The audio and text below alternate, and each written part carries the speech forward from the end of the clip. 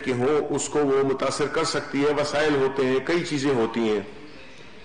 तो कोई हुकूमत इस किस्म की चीजें नहीं करती है जो कि हम कर रहे हैं, क्योंकि हम चाहते हैं कि जो सेनेट का इलेक्शन हो एक एवान बाला है, वो ट्रांसपेरेंट भी हो और क्रेडिबल भी हो, और उसमें वही लोग आए जो कि मुख्तलिफ पार्टियों से ताल्लुक रखते हों।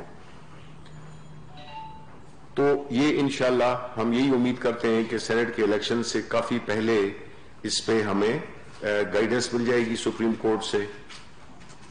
अगर असेंबली का इजलास हुआ उसमें हम इसको पास कराने की कोशिश करेंगे, क्योंकि ये सब पार्टियों के मफाद में है कि जिनको वो टिकट देते हैं उनके वो वाले लोग कामयाब हों अपनी स्ट्रेंथ के मुताबिक। तीसरी चीज जो थी जो कि बड़ी अहम है वो थी NFC अवार्ड के तनाजुर में एक बात हुई जिसमें कि प्रेजेंटेशन दी गई फाइनेंस मिनिस्ट्री की तरफ से कि वो पैसे जो कि आपको पता है कि जो फॉर्मूला है वो किन बुनियादों पे होता है, पॉपुलेशन बुनियाद पे होता है, ज्यादा जो मेन उसका जो अमाउंट होता है, फिर मुख्तलिफ सूबों को उसमें आबादी के तनासुब से उनको पैसे दिए जाते हैं। पंजाब, सिंध, बलूचिस्तान, खैबर पख्तूनख्वा, उनका अपना अपना एक हिस्सा है जो कि उनको मिलता है। उसमें ये भी बात हुई, मुख्तलिफ कैबिनेट मेंबर्स ने, प्राइम मिनिस्टर साहब ने इस पे बहस की और इसकी जो मेरिट्स और डीमेरिट्स हैं उसको भी डिस्कस किया गया।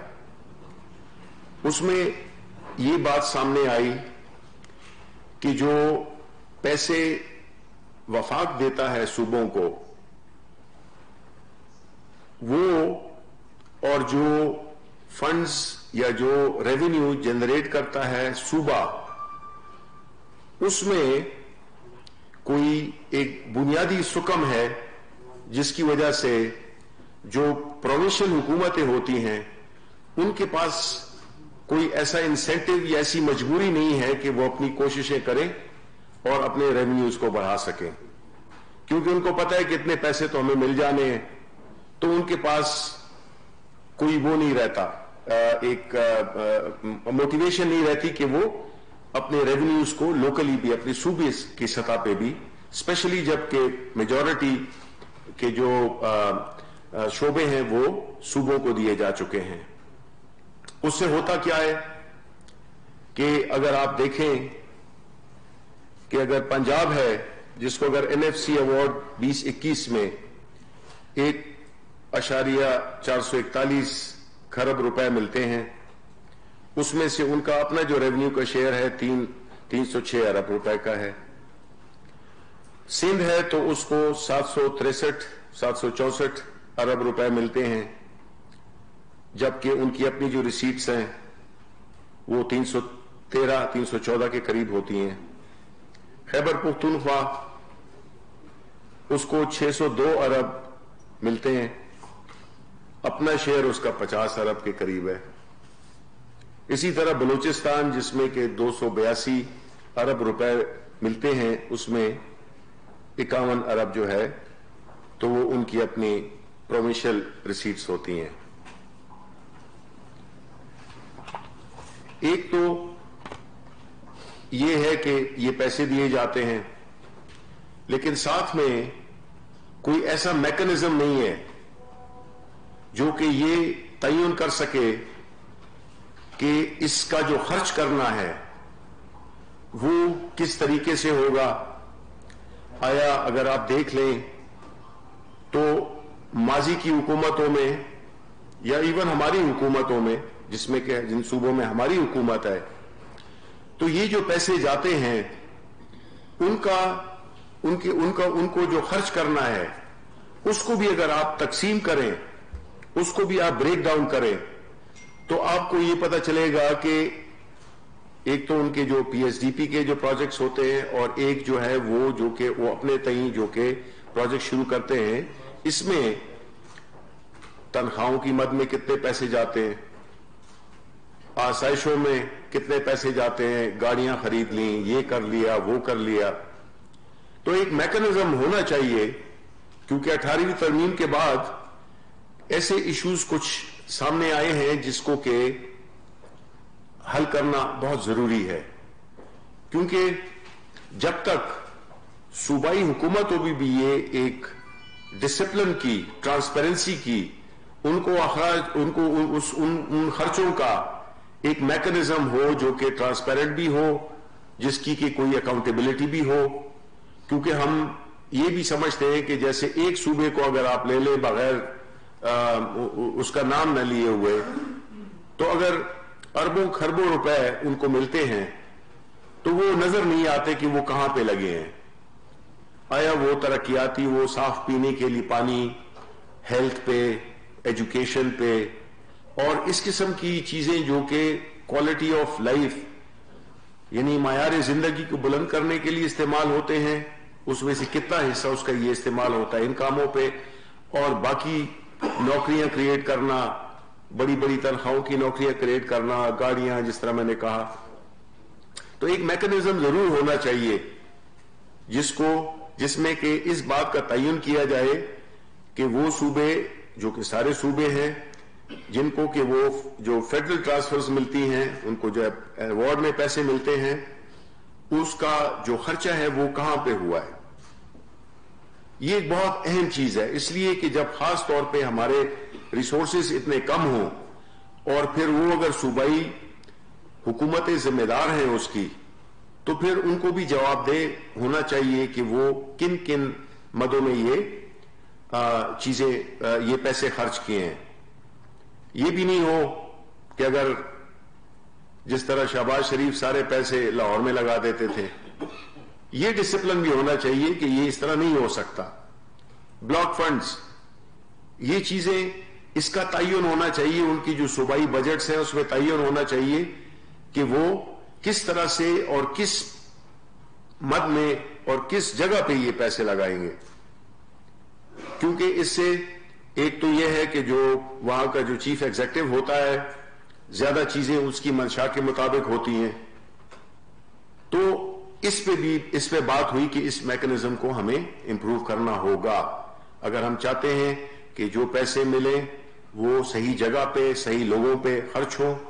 تو اس کے لیے ایک میکنزم ڈیولپ کرنا ہوگا، کیونکہ اس کے بغیر یہ نہیں ہو سکتا. اور اس میں یہ بھی سجیشن آئی کہ صوبوں کے جس طرح یہ فارمولا آپ کو میں نے بتایا کہ آپ کو پتا ہے کہ یہ پاپولیشن بیسڈ ہوتا ہے، غربت کے، اور اس کے 3-4 پیرامیٹرز ہیں جن کی بنیاد پہ وہ تعین کیا گیا ہے کہ کس صوبے کو کتنا پیسہ ملنا ہے. تو اس میں یہ بھی طے کیا جائے کہ کیا وہ میکنزم ہے جس میں کہ صوبوں کو اپنا بھی اس سے ایک تعلق جوڑا جائے کہ انہوں نے اپنے تئیں کتنے پیسے ریز کیے ہیں. ظاہر ہے کچھ صوبوں کو ایڈوانٹیج ہوگی، کئیوں کو ڈس ایڈوانٹیج ہوگی، جیسے خیبر پختونخوا ہے، بلوچستان ہے، وہاں پہ نہ انڈسٹری ہے، غربت ہے. لیکن پھر بھی اب اس طرح کراچی ہے، وہاں پہ آپ کو پتا ہے وہ ایک پورٹ سٹی ہے، سارے ہیڈ آفیسز وہاں پہ ہیں، ان کا ریونیو زیادہ ہوگا بنسبت کے پی کے یا بلوچستان کے. تو یہ موٹی موٹی چیزیں ہیں جس کو کہ ہم نے دیکھنا ہے، جس میں کہ حکومت ماضی میں اس پہ ان چیزوں پہ بحث نہیں ہوتی تھی، نہ ان چیزوں پہ سوچا جاتا تھا. بیکاز دیکھیں جب پالیسی آتی ہے تو اس کا پھر امپیکٹ بھی دیکھنا چاہیے کہ آیا یہ جو 18ویں ترمیم ہوئی ہے اس میں کیا کیا سکم رہ گئے ہیں. میں یہ بات نہیں کر رہا کہ 18ویں ترمیم کو ختم کریں، صوبائی خود مختاری اور جو بھی چیزیں انشرائنڈ ہیں 18ویں ترمیم میں، اس میں یہ دیکھنا چاہیے کہ کن کن چیزوں میں 10 سال سے زیادہ ہو گئے ہیں، ہمیں دیکھنا چاہیے کہ کن کن چیزوں پہ ہمیں کام کرنا ہے اور کن چیزوں کو ہم نے امپروو کرنا ہے. کیونکہ جو فیڈرل حکومت ہے، جب اس کے بعد جب کوئی زلزلہ آتا ہے یا کوئی ایسی پینڈیمک آتی ہے جس طرح کی ابھی آئی ہے، وہ بھی وفاق کو دینا ہوتا ہے. کوئی اگر قرضوں کی وہ ہے وہ بھی ہم نے وفاق نے دینا ہوتا ہے، قرضوں کی قسطیں، قرضوں کی انٹرسٹ. تو جو وفاق کے پاس جو اوور اینڈ ابو کے جو ان کی اپنی اخراجات ہیں، ان کو گائے بگائے مختلف سچویشن میں پیسے بھی اب بلوچستان کا جو پروجیکٹ ساؤتھ بلوچستان کے جو ہم نے ابھی پیکج دیا تھا تو اس قسم کے کراچی کے لیے دیا، تو یہ اوور اینڈ ابو جو ان کو شیئر ملتا ہے اس کے اوپر اس کے علاوہ ہے، تو نتیجتاً فیڈرل حکومت کے پاس کچھ زیادہ بچتا نہیں ہے، اور جو بھی تنخواہیں ہیں جو بھی اخراجات ہیں اس کے لیے پھر سمجھے ہمیں قرضہ لینا پڑتا ہے۔ اس کے بعد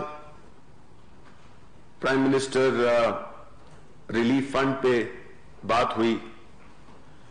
اب جو پرائم منسٹر ریلیف فنڈ ہے اس کی جو احساس پروگرام کے مختلف پروگرامز ہیں، جس میں سے کہ ایک پرائم منسٹر کووڈ فنڈ بھی تھا جو کہ اپریل 2020 میں ہوا تھا قائم، جس میں کہ 4.8 ارب ڈونیٹ کیے گئے تھے، 3.8 ارب جو لوکلی ریز کیے گئے ڈومیسٹک سورسز سے، اور 1 ارب کے قریب انٹرنیشنل ڈونرز نے دیے، اور یہ فنڈ جو ہیں تو احساس ایمرجنسی کیش کے لیے استعمال ہو رہے ہیں۔ اور یہ پہلی دفعہ ہے کہ ایک پرائم منسٹر نے ایک سسٹم پرووائڈ کیا ہے جس میں کہ ایک ٹرانسپیرنٹ اور کریڈیبل قسم کا تقسیم ہو، اور ساتھ میں ان ڈیٹا بیس کو بھی بہتر کرنے کی کوشش کی گئی ہے، جس سے کہ یہ طے ہو سکے کہ جب ہم سبسڈیز دیتے ہیں، بہت بڑی تعداد میں ہم سبسڈیز دیتے ہیں، لیکن اگین جس طرح میں نے پہلے بھی کہا تھا کہ وہ سبسڈیز ہر ایک کے لیے ہیں، امیر غریب سب، امیر کو بھی وہی ملتی ہے جو کہ غریب کو ملتی ہے۔ تو پرائم منسٹر کا یہ خیال ہے کہ سبسڈیز ٹارگیٹڈ ہونی چاہیے، تو جب ٹارگیٹ ہوں گی تو اس کے لیے احساس پروگرام والے جنہوں نے جس طرح سے انہوں نے جو ڈیٹا اکٹھا کیا ہے اور وہ ان غلط لوگوں کو اس میں سے نکالا ہے جو کہ اس کے مستحق نہیں تھے لیکن ان کے نام تھے، تو ہم ایک ڈیٹا ڈیولپ کر رہے ہیں جو کہ کام آئے گا مختلف گورنمنٹ کے انیشیٹوز کے لیے، جس میں کہ جب ہم بات کرتے ہیں ٹارگیٹڈ سبسڈی کی، تو وہ پھر ہمارے لیے ایک بڑا مؤثر ڈیٹا بیس ہوگا جس کے ذریعے انہی لوگوں کو وہ سبسڈی ملے گی جو کہ مستحق ہیں، بنسبت اس کے کہ ایک ہی صف میں کھڑے ہو گئے محمود و ایاز نہیں۔ تو یہ ایک بڑا ہی اہم چیز ہے، کیونکہ جو پرائم منسٹر صاحب ہیں ان کی جو بنیادی کوشش ہے وہ یہی ہے کہ وہ طبقہ جو کہ محروم ہے، جس کو کہ ماضی میں کسی نے پوچھا نہیں، وہ کسی کیلکولیشن میں نہیں آتا، احساس پروگرام کے ذریعے ان کو ایک عزت نفس، ایک منیمم جو ہماری اپنی جسے کہتے ہیں اپنی غریبی میں جو ہم نے ان کے لیے کر سکے ہیں، اور ان کو ہم نے نیشنل مین سٹریم میں ہم لے آئے ہیں، جس میں کہ ان کی جو حیثیت ہے اس کو ریکگنائز کیا گیا ہے، اور وہ حیثیت ہمیشہ بینیفٹ کرے گی ان انیشیٹوز کے جو کہ حکومت ایگزیکٹلی ٹارگیٹڈ لوگوں کے ان لوگوں کے لیے کرنا چاہتی ہے جو کہ کسی بھی سبسڈی کے مستحق ہیں۔ لاسٹلی کہنے کو تو یہ بڑی عام ہے، لیکن ایک اور اہم بات جو کی گئی وہ یہ تھی کہ جیسے کووڈ کی وجہ سے کئی ریسٹورنٹس اس قسم کی جگہیں اندر بند ہو گئی ہیں، تو پرائم منسٹر ہمیشہ اس بارے میں پریشان رہتے ہیں کہ جو غریب دیہڑی دار، جو ویٹر ہوگا، جو کوک ہوگا، جو اس قسم کے لوگ ہیں وہ آؤٹ آف جاب نہ ہو جائیں، بے روزگار نہ ہو جائیں۔ تو اس میں کئی ایسے لوگ ہیں جو کہ ایک باعزت طریقے سے اپنی روزی کمانا چاہتے ہیں، تو ایک تو یہ ہے کہ CDA کو اسلام آباد لیول پہ ہدایت کی ہے کہ جو اوپن سپیسز ہیں اس میں لوگوں کو بیٹھنے کے لیے چھوڑا جائے، اور دوسرا یہ ہے کہ ایسی ایک خاص خوبصورت ڈیزائن ریڑیاں وہ فری آف کاسٹ پرووائڈ کی جائیں کہ اس میں لوگ اپنے پروڈکٹس، چاہے وہ سبزی ہے، چاہے وہ فروٹ ہے، چاہے کوئی بھی چیز وہ بیچنا چاہتے ہیں، تو ان کو آزادی کے ساتھ اور بڑے ہی ایک خوشنما طریقے سے ان کو یہ مہیا کی جائے، جس میں کہ وہ اپنے دیہڑی اور اپنا روزگار کر سکے، اس میں اپنی وہ جو چیزیں جو فروخت کرتے ہیں وہ فروخت کر سکے۔ باقی جو تفصیلات ہیں آپ کو مل جائیں گی۔ میرا اس سے پہلے کہ میں آپ کے سوالات لوں، میں یہ جو گزشتہ 1-2 روز کی سیاسی واقعات ہوئے ہیں ان پہ میں بڑا مختصر سا تبصرہ کرنا چاہوں گا. ایک تو یہ کہ جس طرح پوری قوم نے دیکھ لیا کہ ایک بہت ہی جس کی کہ ہائپ بنائی گئی تھی ایک ایسا جلسہ، وہ آپ سب نے دیکھ لیا کہ وہ بری طرح سے ناکام ہوا، اور اس کی ناکامی کی وجہ بنیادی طور پہ ایک ہی تھی کہ لوگ سیاسی طور پہ بڑے باشعور ہیں، وہ کسی کی ذاتی جنگ میں اپنا کندھا نہیں دیتے. نیشنل کاز ہو تو اس کے لیے وہ حاضر ہیں. جب پی ٹی آئی نے جلسہ کیا تھا ایک پارٹی نے، تو جس طرح کی جن تعداد میں لوگوں نے شرکت کی تھی وہ ایک لوگوں کا سمندر تھا. اس کے مقابلے میں 11 پارٹیوں کا یہ جو ہے جلسہ یہ بری طرح سے ناکام ہوا، اور اس کی سب میڈیا بھی اس کا گواہ ہے.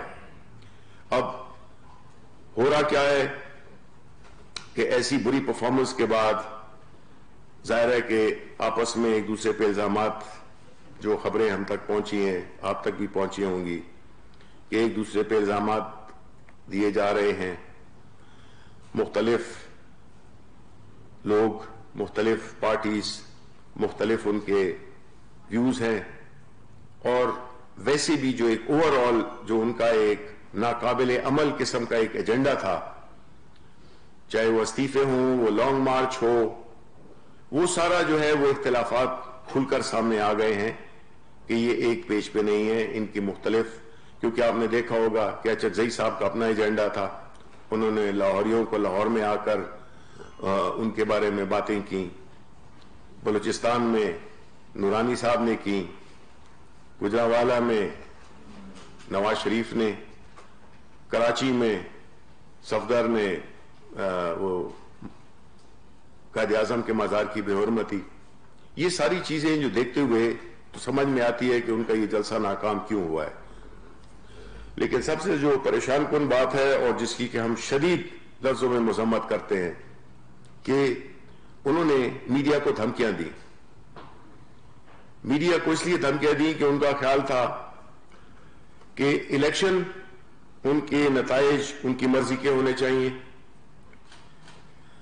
عدالتوں میں فیصلے ان کی مرضی کے مطابق ہونے چاہیے، اور اسی طرح اگر میڈیا ہے تو وہ ان کی منشا کے مطابق چیزوں کو دکھائے. وہ لوگ جو کہ بغیر محنت کے اوپر آتے ہیں، جن کو تھوپ دیا جاتا ہے بغیر محنت کیے ہوئے، ان کی اسی طرح کی باتیں ہوتی ہیں. ان کو محنت کی قدر نہیں ہوتی ہے، نہ ان کو پوری حالات کا ادراک ہوتا ہے. تو ایسی صورتحال میں ہم مذمت کرتے ہیں جو انہوں نے میڈیا کے بارے میں بات کی ہے، اور اس سے یہی ظاہر کرتا ہے کہ وہ ایک آمرانہ مائنڈ سیٹ کی، غیر سیاسی سوچ رکھنے والی، غیر جمہوری سوچ رکھنے والی خاتون ہیں، اور وہ بنیادی طور پہ اسی ذہن کی عکاسی کر رہی ہیں جو کہ ان کے والد بھی، جو کہ اپنے آپ کو جمہوری نہیں بلکہ ایک طالع ازما سمجھتے ہیں. تو ایک بار پھر میں اس کی مذمت کروں گا.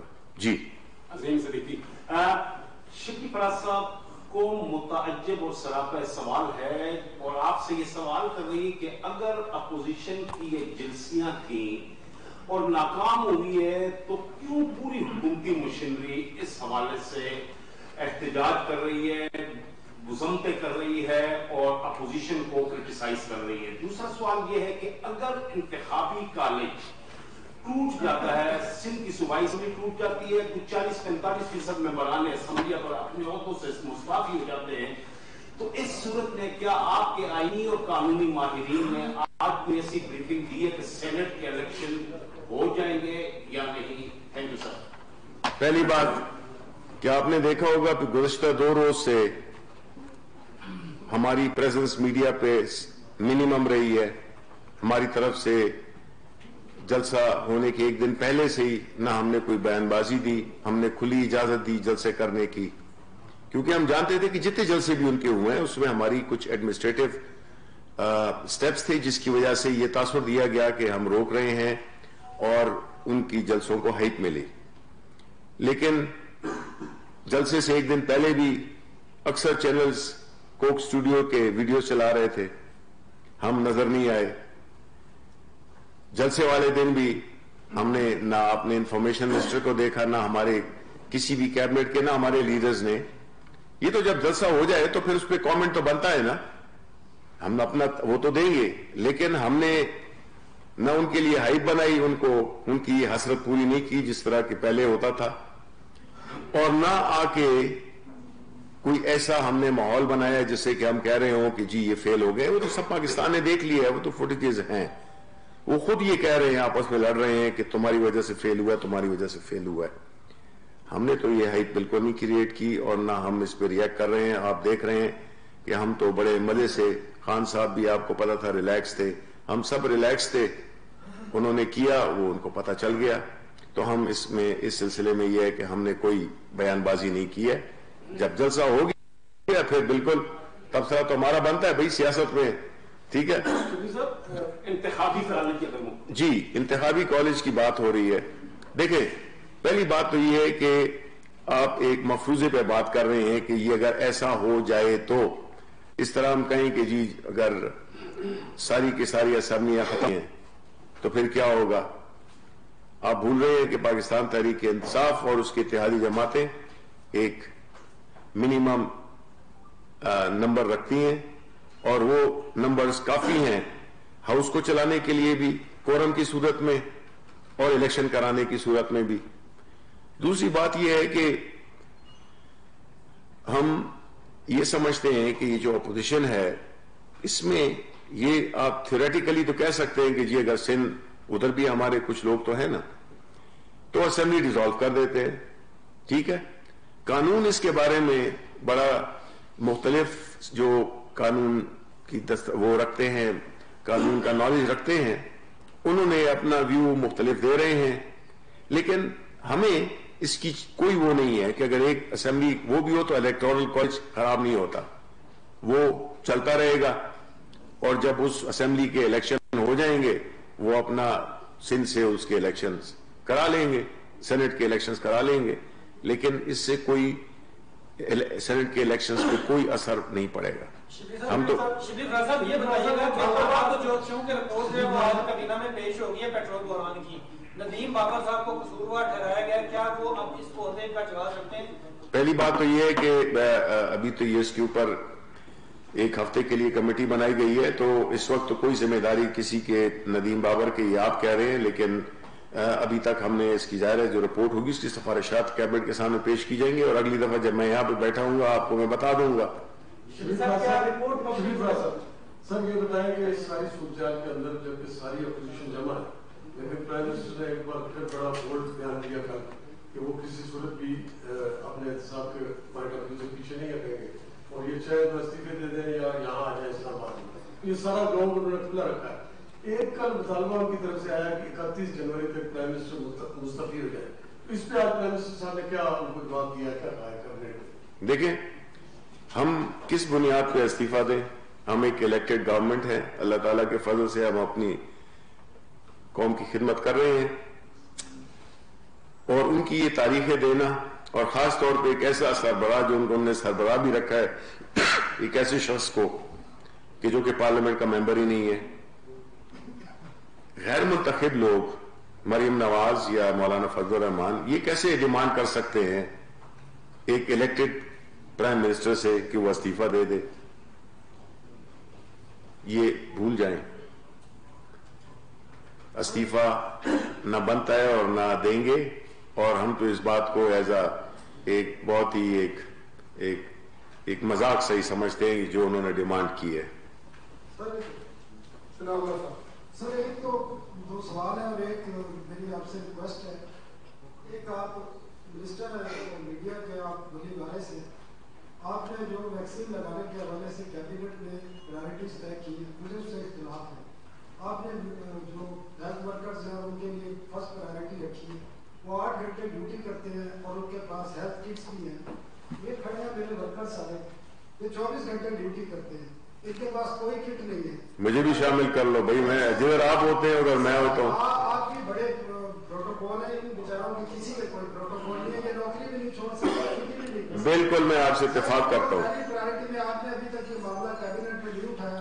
بالکل نہیں, پہلا حق ہے, بالکل مانتا ہوں. یہ ہم اس کو کئی ورکرز بیچارے اس کا شکار ہوئے, کچھ اللہ کو پیارے ہو گئے, اور حکومت کو کوئی, آپ اپوزیشن کو تو کہہ رہے ہیں کہ میڈیا کو دھمکی دے رہے ہیں, آپ نے بھی کوئی خیال نہیں رکھا ہے ورکرز کا.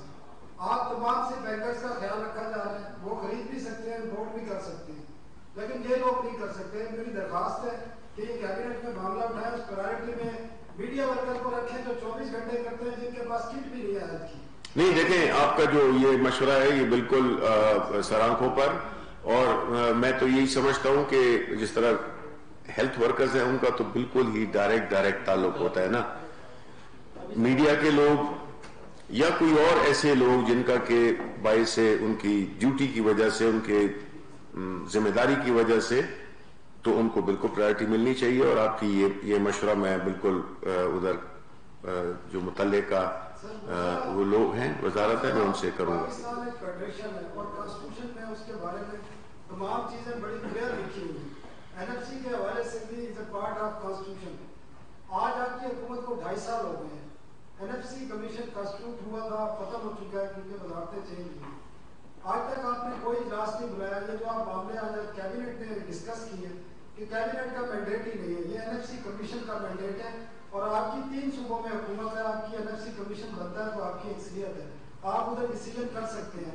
تو کیبنٹ کا یہ مینڈیٹ کیا تھا. دوسرا جو آپ نے سینٹ الیکشن کی بات کی ہے کہ اس میں شو آف ہینڈ کے ذریعے کرنے کا, وہ بھی کیبنٹ کے. ابھی میں سیکٹری الیکشن کمیشن سابق کی بات سن کے آ رہا ہوں, سپریم کورٹ میں جب بھی کانسٹیٹیوشن ایشو پر گیا ہے, کوئی بھی کانسٹیٹیوشن ایشوز کو سپریم کورٹ نے کبھی ٹچ نہیں کیا.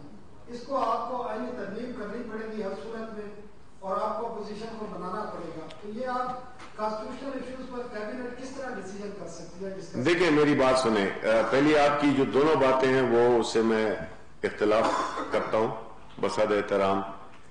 پہلی بات تو آپ نے جو کی کہ جو NFC ایوارڈ ہے اس پہ ہم بات نہیں کر سکتے. کیوں نہیں کر سکتے بھائی؟ ہم اگر بحث کرتے ہیں تو کسی تناظر میں بات کرتے ہیں. ہم جب دیکھتے ہیں کہ اگر ہم نے کوئی فیصلے کرنے ہیں اور اس میں کچھ رکاوٹیں آ رہی ہیں, کیونکہ ہماری حکومت کا یا کسی بھی حکومت کا, اور خاص طور پہ ہماری حکومت کا, تو انہی چیزوں پہ تو ہم کہہ رہے ہیں کہ بحث ہونی چاہیے.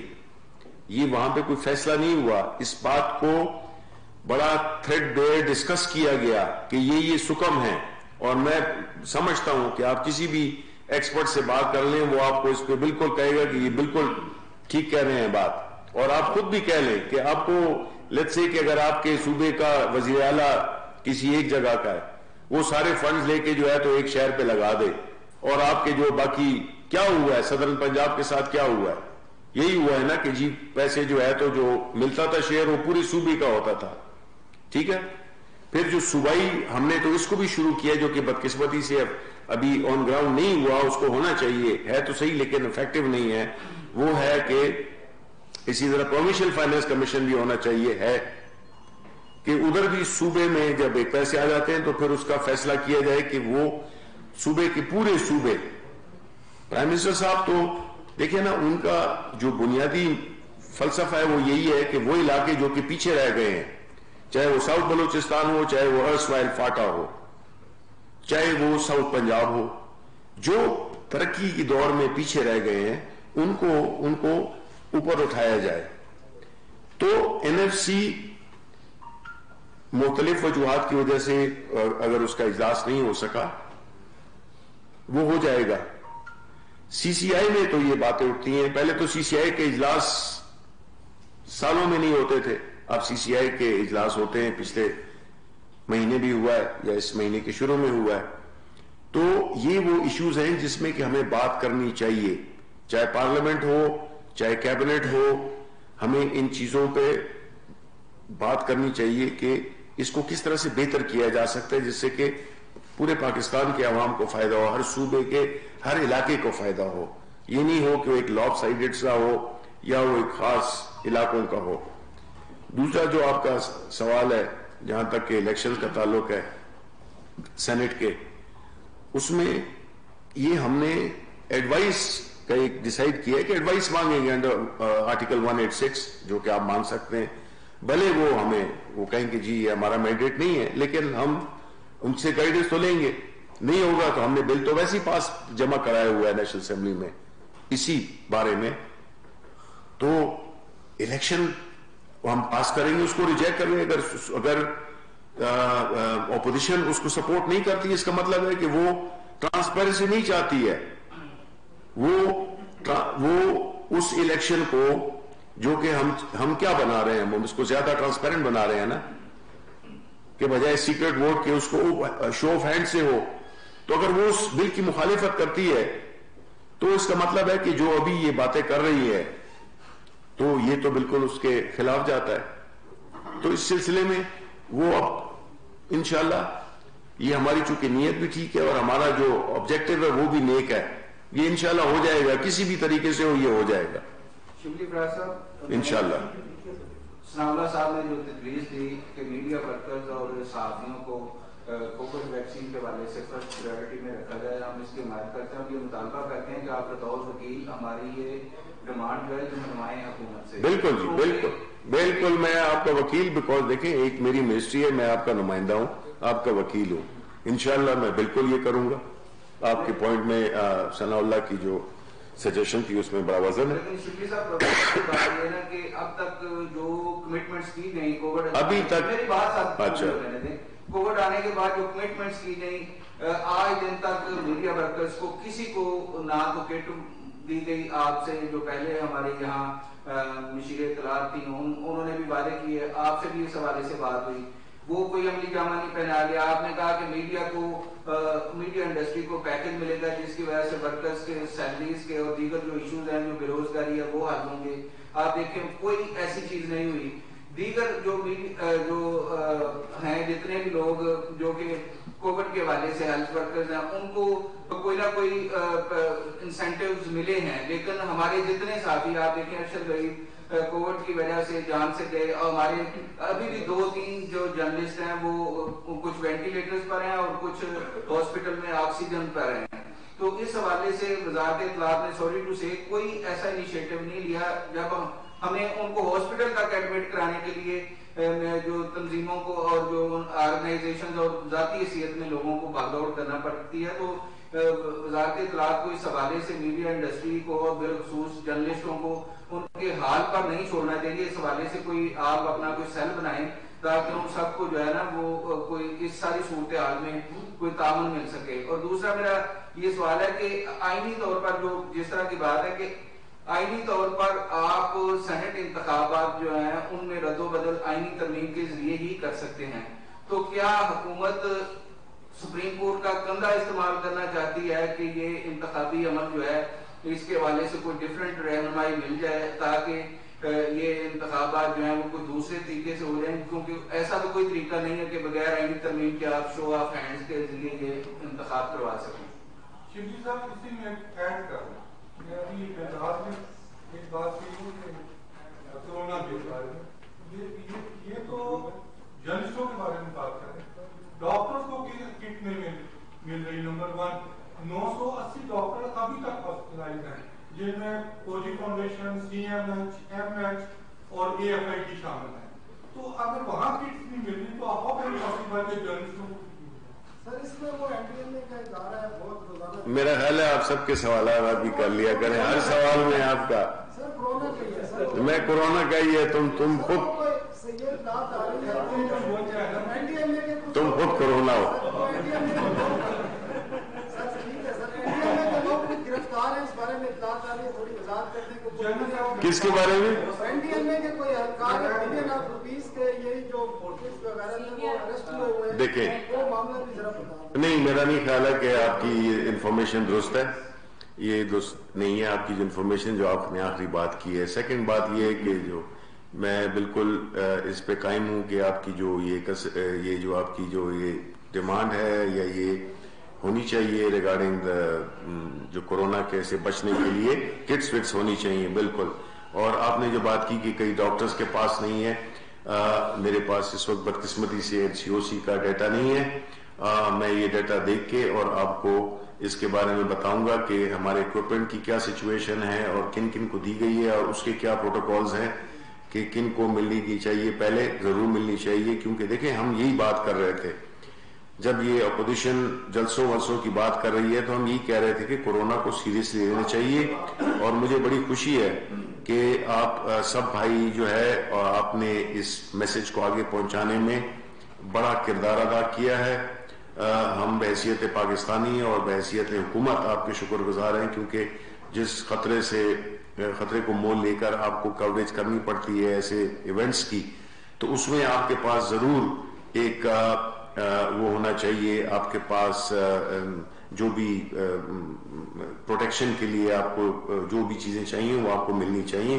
میں اس کو اٹھاؤں گا NCOC میں بھی, اور ساتھ ہی میں ریکویسٹ کروں گا آپ کے مالکان سے بھی کہ آپ کو جس طرح کہ ہم پوری کوشش کر رہے ہیں اور ہم نے پیمنٹس بھی کر دی ہیں میجورٹی, تو وہ اس میں ایک تو تنخواہیں کسی کی اگر پینڈنگ ہیں ان کو وہ دیں, اور دوسرا یہ ہے کہ وہ بھی اپنی سوشل رسپانسبلٹی ادا کریں اور اپنے جو کرو ہے آپ کے جو وہ ہیں ان کو بھی حفاظت میں رکھے اور جو بھی ضروری سامان ہے پروٹیکشن کا وہ بھی دے سکیں. لیکن میں آپ کا چونکہ میں آپ کا نمائندہ ہوں اس لیے میں ضرور یہ آپ کی بارے میں اٹھاؤں گا کہ اس پہ نہیں کہ جی آپ کو وہ دیں, ہم اس کی ذمہ داری لیتے ہیں کہ انشاءاللہ ہم آپ کو وہ مہیا کریں گے.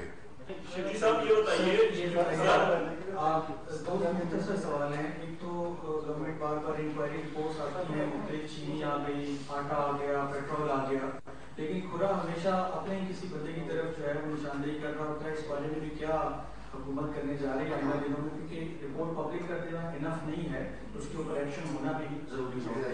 دوسرا یہ بتائیے گا کہ ابھی ریسنٹلی لاسٹ ویک کیبنٹ کے اجلاس سے پہلے سرکولیشن کے ذریعے جو ہے وہ سیڈیشن کے کیسز کو انٹیگریٹ سیکرٹری کے جو ہے اختیارات دیے گئے ہیں وہ درج کریں گے. اس کی ضرورت کیوں پیش آئی ہے, اور آئندہ دنوں میں آپ لوگوں کو بھی یہ فیس کرنا پڑ سکتا ہے, تو اپنے ہاتھ سے یہ چیز آپ نے نیچے لیول پہ منتقل کی ہے, اس کی کیا وجہ ہے؟ مطلب آپ مجھے ڈرا رہے ہیں؟ نہیں, مقصد دیکھیں جی, آپ کی پہلی بات جو آپ نے کی کہ رپورٹ آئے گی جی, اس دفعہ کبھی ایسے ہوتا نہیں تھا. عام طور پہ یہ ساری کرائسس ہو چکے ہیں. آپ کو یاد ہو نواز شریف کے زمانے میں آٹا کرائسس ہوا تھا, اور میں چونکہ خیبر پختونخوا سے مجھے یاد ہے کہ جب ہم آٹا کراس کرتے تھے تو ہماری ڈگی تک چیک کی جاتی تھی کہ کہیں آٹے کی بوری تو ہم نہیں لے جا رہے وغیرہ وغیرہ. لیکن کبھی بھی اس پہ ایک مفصل قسم کی ایک پراپر رپورٹ نہیں ہوئی. اب جو رپورٹس آئی ہیں اور یہ جو بھی آئل کی رپورٹ ہے آپ دیکھیں گے انشاءاللہ کہ اس میں ذمہ داری کا تعین کیا جائے گا, چاہے وہ ادارے کے لیول پہ ہو, منسٹری کے لیول پہ ہو, وزیر کے لیول پہ ہو, بیوروکریٹ کے لیول پہ ہو. تو میں آپ سے ایگری کرتا ہوں کہ اس کے خلاف جب تک ایکشن نہیں ہوگا تو اس کا کوئی فائدہ نہیں ہوگا. اور جہاں تک کہ ہمیشہ اس میں کوئی بقول آپ کے ہمارا اپنا ہی کوئی انوالو ہوتا ہے, تو دیکھیں جی ہم نے تو نہ شوگر میں یہ دیکھا کہ کون کس کا تعلق ہماری پارٹی سے ہے, اور پرائم منسٹر نے یہ کبھی اس بنیاد پہ کسی چیز کی انکوائری رکوائی یا کاروائی نہیں ہے کہ اس میں کوئی اور پھنسے گا. اس میں جو بھی پھنستا ہے چاہے وہ ہمارا ہو یا باہر کا ہو, اس کو اس کی سزا ملنی چاہیے. سیڈیشن کیسز دیکھیں جی, اس میں جو بیسک آرگومنٹ ہے کہ جو مقدمات ہیں کئی دفعہ وہ میں ڈیلے ہو جاتا ہے. اس کی وجہ سے اس کو ایکسپیڈائٹ اس سسٹم کو ذرا زیادہ متحرک کرنے کے لیے کہ جو مقدمات ہیں ان کی جو پروسیڈنگز ہیں اس میں وقت زیادہ نہ لگے.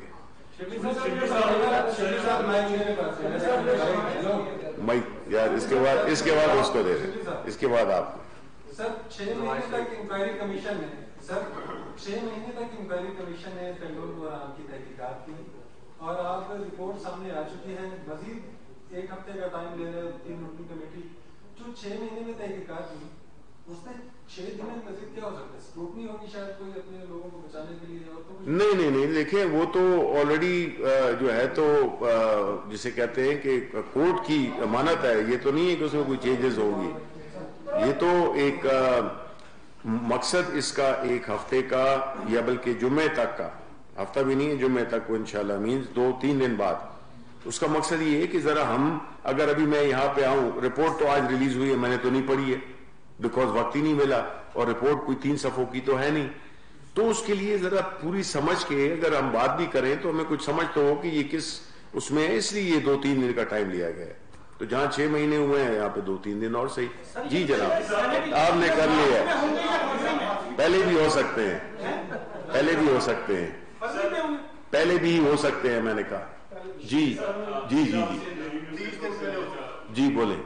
سر پہلا سوال تو یہ ہے کہ ابھی تھوڑی دیر پہلے شاہ محمود قریشی صاحب نے یہاں پہ پریس کانفرنس کی جس میں انہوں نے کہا کہ میں بطور وزیر خارجہ نہیں بلکہ senior vice president Pakistan Tehreek Insaf کے یہاں پہ آپ سے بات کر رہا ہوں. جی تو آپ کے وساطت سے میں ان سے بھی اور آپ سے بھی سوال کرنا چاہوں گا کہ پاکستان تحریک انصاف کے ورکر کی یا پاکستان تحریک انصاف کے عہدیدار کے کیا یہ پریس کانفرنس کرنا آج جائز ہے ایک سیاسی جماعت کے؟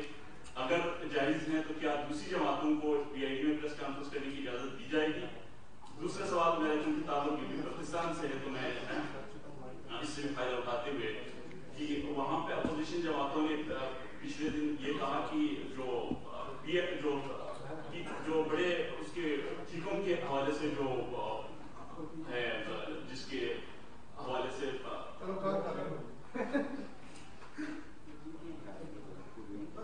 جو جن کے لیے جو نکل رہا ہے کوئی بات نہیں, کوئی بات نہیں, جو وہ ان کے لیے جو ٹھیکوں کے حوالے سے جو پروسیس ہونا تھا وہ پہلے گلگت میں ہوتے تھے, ابھی اسلام آباد میں لائے گئے ہیں جو یہ کہہ رہے ہیں کہ وہاں پہ گلگت بلتستان کے لوگوں کے ساتھ یہ زیادتی ہے, اس پہ آپ کیا کہیں گے؟ دیکھیں پہلے آپ کا جو پہلا سوال تھا کہ شاہ محمود صاحب نے جو کہا بالکل درست ہے, وہ پارٹی کے سینئر وائس چیئرمین بھی ہیں اور ساتھ ہی ساتھ میں وہ وزیر خارجہ بھی ہیں. اگر انہوں نے یہ کہا ہے تو اس میں آپ کو ان کی جو عاجزی کا جو انہوں نے مظاہرہ کیا ہے اس کو بجائے اپریشیٹ کرنے کے, بیکاز وزیر خارجہ چاہے وہ جو بھی ہو وزیر خارجہ تو ہے نا, یہ تو نہیں ہے کہ انہوں نے کہا ہے کہ انہوں نے تو کہا ہے کہ ایک پارٹی کے ورکر کی حیثیت سے, ایک پارٹی کے لیڈر ہونے کی حیثیت سے, سوری, تو یہ اس کو آپ اتنا وہ نہ لیں. نہیں, ان کا ایک دوسرا سوال بھی ہے, دوسرا سوال ہے, آپ ادھر سے اٹھ کے ادھر چلے آئے ہیں. وہ یہ ہے کہ آپ کہہ رہے ہیں جو گلگت بلتستان کے جو ٹھیکوں کا سلسلہ ہے وہ ہے, میں معذرت چاہتا ہوں, مجھے اس کا علم نہیں ہے, لیکن آئندہ دفعہ میں جب آؤں گا تو میں اس پہ اپنی معلومات کو اپڈیٹ کر کے اور پھر میں آپ کو بتاؤں گا. سر بلاول سے آج ایک صاحب نے لاہور میں پوچھا کہ عمران خان تو آپ کے جلسے کے دن اپنے کتوں کے ساتھ اکیلیاں کر رہے تھے, تو بلاول نے تھا نامناسب جواب دیا اس صحافی کو کہ آپ وفاقی وزراء کے حالت سے آپ کی نظروں سے اس بیان دوسرا میں نہیں دہرانا چاہ رہا, جی اس طرح کا جواب مناسب ہے آپ سمجھتے ہیں؟ دیکھیں جی بات یہی ہے, پھر میں یہ کہوں گا کہ جس نے جدوجہد نہ کی ہو, جس کو کہ وراثت میں سیاست وہ لیڈرشپ مل گئی ہو, چاہے وہ مریم نواز ہوں یا وہ بلاول ہوں, تو ظاہر ہے کہ وہ جھنجلا بھی جاتے ہیں اور وہ یہ سمجھتے ہیں کہ ان کی چیزیں ان کی مرضی کے مطابق ہوتی ہیں. ان کو نہیں پتا کہ یہ ایک بہت ہی کٹھن میدان ہے اور وہ چاہے کوئی بھی بات کریں, وہ اگر کوئی اخلاق سے گری ہوئی بات کریں گے تو یہ میرا خیال ہے کہ ایک نیا ٹرینڈ پیپلز پارٹی میں شروع ہوا ہے. ان کے کوئی انفارمیشن منسٹر ہیں وہ بھی بہکی باتیں کر رہے ہوتے ہیں, تو میں تو اس کو اگنور کروں گا. یہ تو حکومت کی جانب سے سامنے آ گیا کہ وزیر اعظم یا حکومت جو ہے وہ اپوزیشن کے ڈیمانڈ پہ مستعفی ہونے کو تیار نہیں ہے. ساتھ ہی اپوزیشن کا یہ بھی کہنا تھا کہ اگر حکومت مستعفی نہیں ہوگی تو وہ پھر لانگ مارچ کریں گے. اس حوالے سے کوئی آج کیبنٹ میں بات ہوئی, اگر وہ لانگ مارچ کرتے ہیں تو حکومت کا کیا رویہ ہوگا, کیا اسی طرح سے فیسلٹیٹ کیا جائے گا جیسے پہلے मौलाना फजल रहमान को यहाँ किया गया और जगह भी प्रोवाइड की गई, या इसको कोई इनके लॉन्ग मार्च होता है? अच्छा, आपने याद दिला दिया। मैं तो यही सोच रहा था कि ये बात तो हुई नहीं है हमारी कैबिनेट में। हम तो एजेंडे पे बात कर रहे थे, हमें तो ये ख्याल ही नहीं आया कि ये भी कोई सब्जेक्ट है। उसकी वजह ये है कि देखिए, हम पहले दिन से प्राइम मिनिस्टर साहब जिस तरह कहते हैं, बार बार वो कहते हैं, और आप भी उसको देख लें, जलसे हमसे ज्यादा प्राइम मिनिस्टर साहब से ज्यादा किसी ने नहीं किए, चाहे वो छोटे हों या सबसे बड़े जलसे हों। हमसे बड़ा जलसा किसी ने नहीं किया। धरना हमने किया है 126 दिन का, लॉन्ग मार्च हमने किए हैं। ये सारे रास्तों से हम गुजर चुके हैं।